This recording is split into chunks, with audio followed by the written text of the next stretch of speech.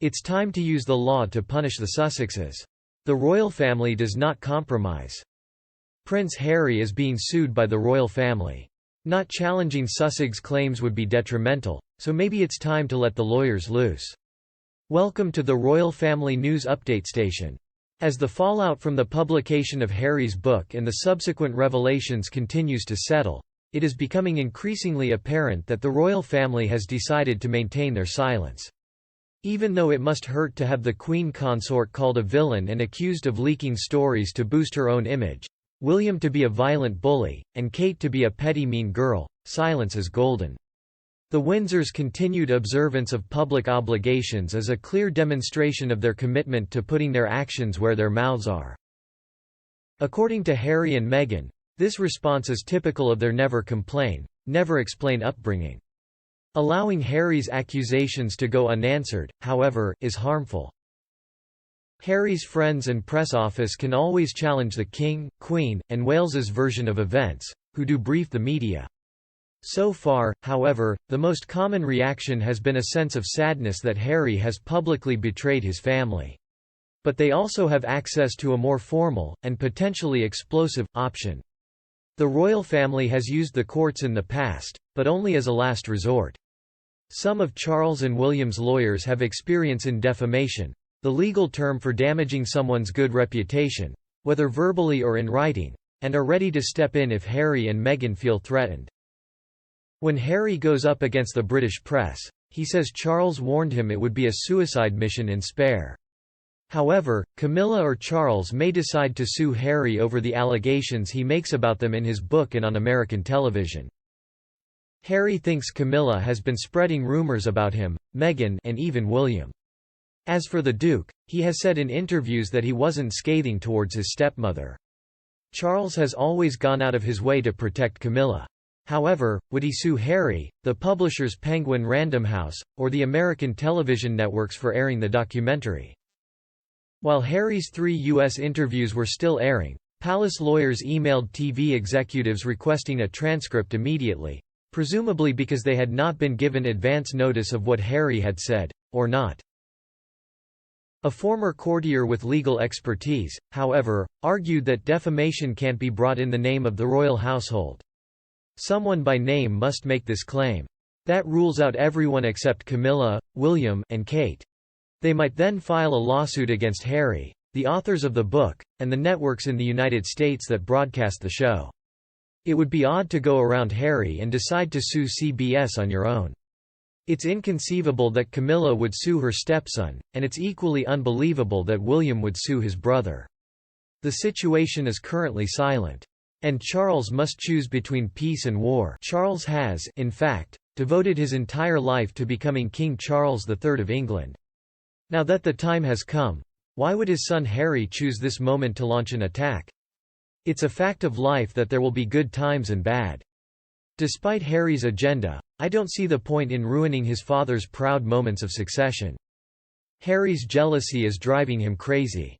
He is currently engaging in one of the most embarrassing displays of male adolescence. Hollywood, however, is also using him for their own gain. They'll milk him for all he's worth financially, then cast him aside. Harry's lack of intelligence prevents him from realizing the gravity of the situation. With the Kardashians, he feels like he's finally made it big in Hollywood.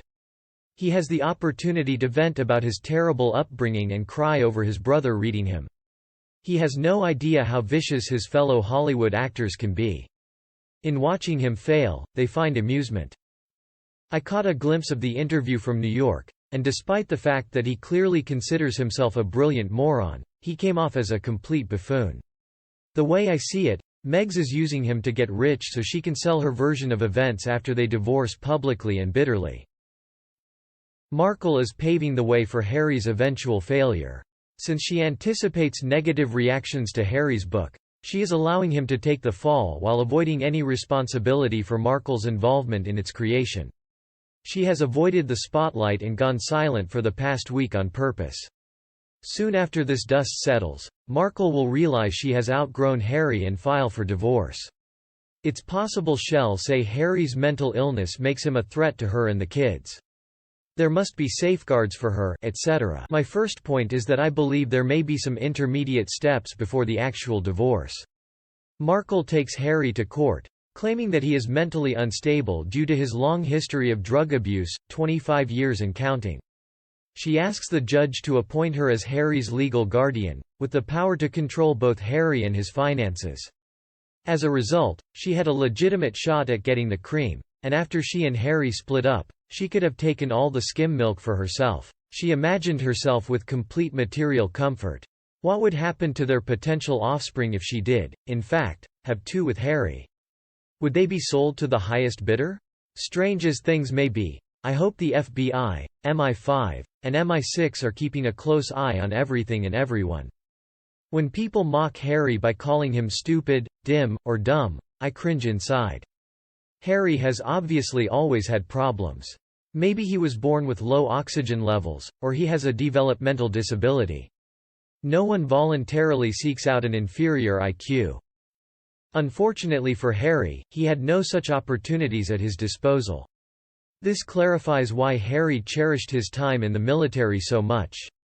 In walks Meghan. No longer could Harry's family shield him from his own poor decisions and lack of social skills.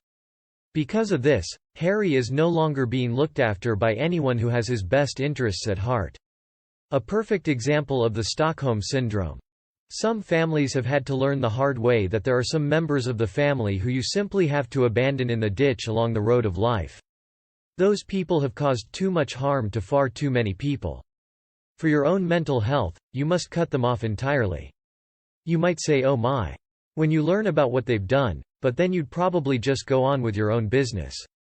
But Harry can't afford to keep up with the Joneses in California without some serious cash. If all the A-list stars avoid him like the plague, that won't make him sick. People avoid them like the plague because they drain energy from any gathering. He's a lowlife who should not be trusted because his words, like anyone else's, could end up in print or on the airwaves.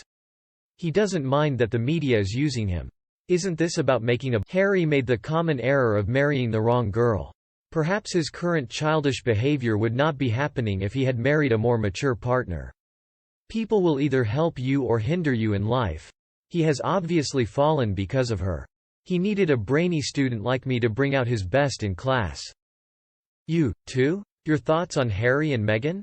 Let me know what you think in the comments, and we'll chat about the Sussex as well. Remember to like and share my video with anyone who enjoys it at any time if you find it helpful. You can watch more videos produced by our staff by subscribing to our Royal Family News Update channel. Now, I'd like to say thank you for watching. Hope you enjoy the rest of your day, and I'll see you in the next video.